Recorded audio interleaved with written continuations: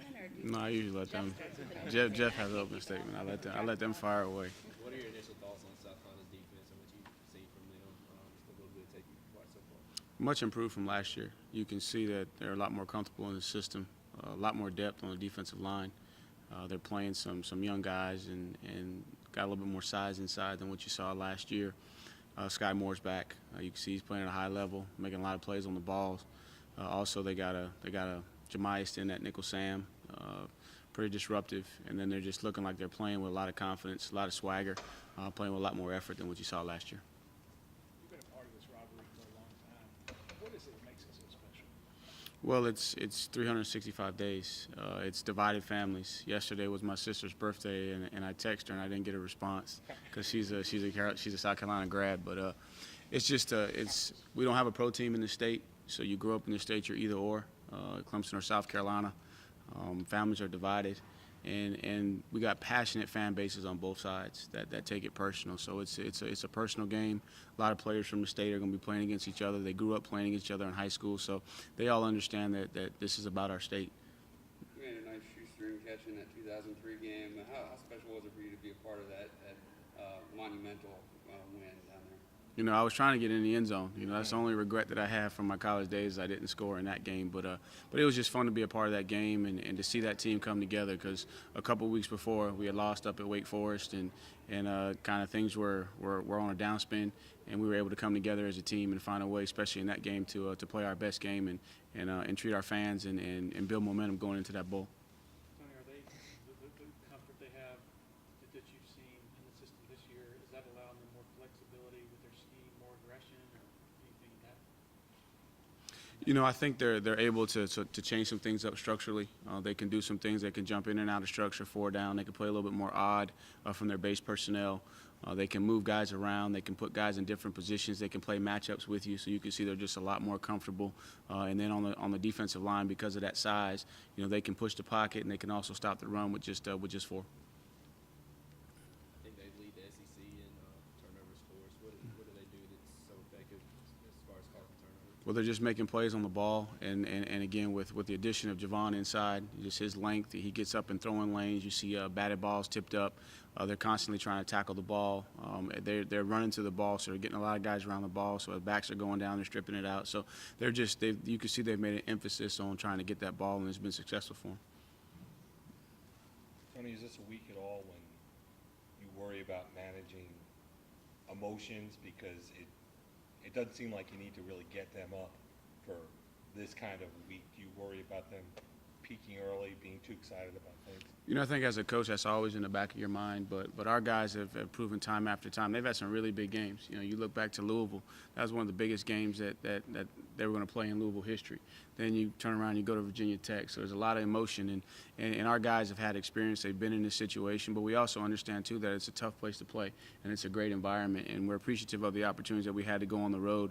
But we also know that this is going to be a very, very loud, hostile environment. So we got to make sure that our guys have the right focus and attention to detail in practice so that we don't peak, you know, too early in the week, so that we're ready to go by 7:30. Is there ever a danger in taking it too long? Like 2 years ago, obviously, you guys were huge favorites down there, and they were in it to the end practically when you had a team that eventually played for national championship. You know, I think records are thrown out in this one because of the rivalry. We know it's going to be a 4-quarter game, and we got to put together our best 4 quarters, especially playing in their environment. They're going to be fired up, and obviously they've been looking forward to this one, just like we've been looking forward to this one. This is a season in its own. Obviously, you have the regular season. You want to clinch the division, and then you flip the page, and it's all about South Carolina. So it's just 365 days. Records are not going to matter. Where you're playing, that's not going to matter. These guys are going to be excited to play, and it's going to be the team that can handle the adversity early in the game, maintain their focus, and then play 4 quarters of complete football. Pretty remarkable that Travis was able to eclipse C.J. Spiller's freshman rushing touchdown record with less carries to boot. But he's been real vocal about how much the older guys, C.J. and Adam, have helped him. How nice is it to have that mix of, Tavian and Feaster, or Tavian and Travis, the young guys, and then the older guys?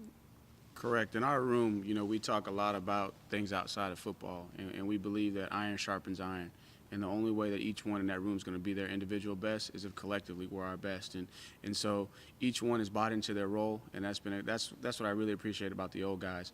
And they respected the talent of the young guys, and the young guys respected the experience of the old guys. And it's been a really, really good mesh. And then also the older guys have had some success too. And when they're able to do that, I think it propels the young ones even further. And then when the young ones give them credit, it continues to encourage them to keep on, being that person that's helping them get better. And when their opportunities are there, they're also prepared because they're pouring into those young guys and they're staying mentally sharp.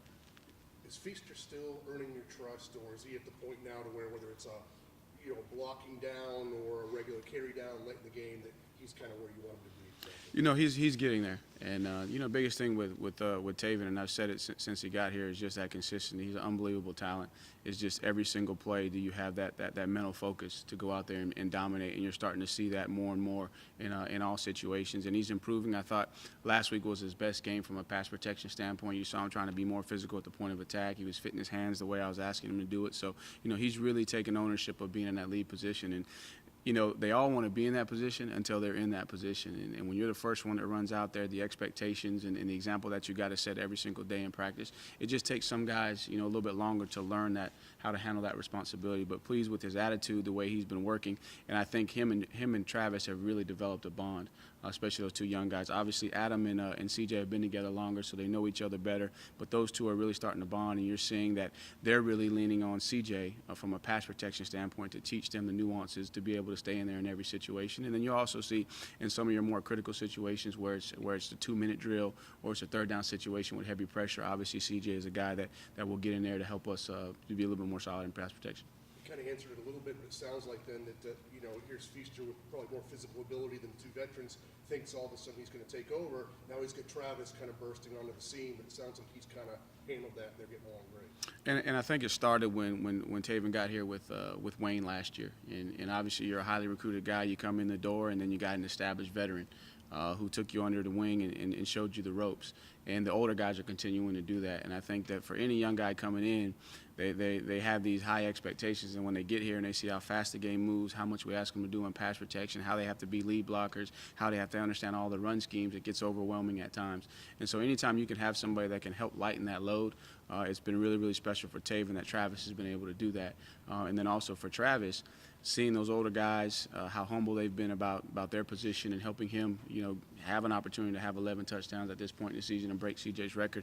It's really been a great bonding element for all of our guys, and I'm really pleased with where we are as a group. We got some things that we got to improve upon, particularly in pass protection. I think we're doing our job, but we can be more effective with our technique. But overall, all those guys have done well with their opportunities, and they're continuing to push each other, and we got a great chemistry right now. Did anything change as far as your backup quarterback spot, the way that you guys performed the other day? Did that change anything as far as the depth goes? Coach Street will make that decision. I thought that Zarek, did some nice things, but he also had some opportunities. We put a couple of balls on the ground. He did make some good throws, and then Hunter came in and did some really good things and showed some poise in his time in there. But Coach Street will determine that, and I think again it goes back to the situation in the game where we are, and then actually each week how we practice too. But I think what you're seeing is that Hunter is getting more and more comfortable with the system.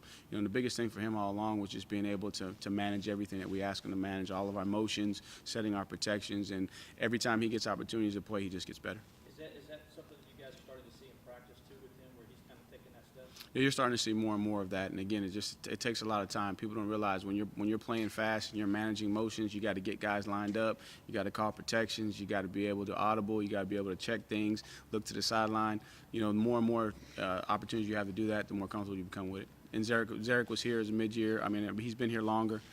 He's had an opportunity to go through spring and some things that he's got a little bit of an advantage on Hunter from that standpoint. But I think the more and more that he gets more opportunities, the better he's going to get. You do have a lot of youth on offense.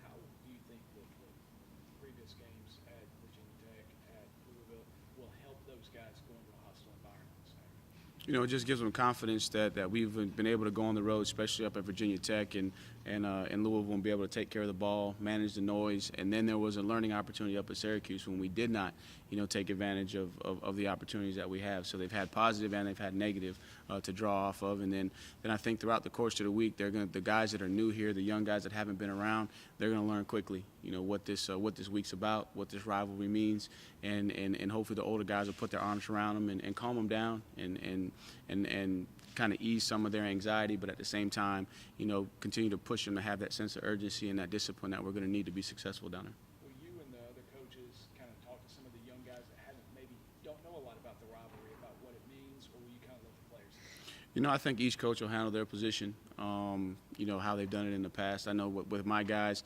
especially for Travis. Travis is the one that wouldn't know anything about this rivalry. Obviously, he's from Louisiana, and he's coming in, and all he knows is Clemson. But he'll quickly learn. Immediately after the game, guys like CJ, guys like Taven, you could already see that their mind is switched. That this one here, okay, it's a life of its own, and so they'll quickly, express to him how important this game is to them and their families, their communities, and the entire state. Coach, you were able to gave some good playing time on Saturday. He's working at guard as well as center. Making that transition to the O-line, how far has he come along since August? Coach Caldwell's always gonna, tell him that he needs to get a whole lot better. But I've been impressed with what he's been able to do. A guy that's never really played on offense to come in at the center position, learn how to snap. Now you got to communicate all the calls. You got to be the director of traffic with no experience, and to be able to get in there and function and play the way that he has in a little bit of time that he has, I've been really impressed with his transition.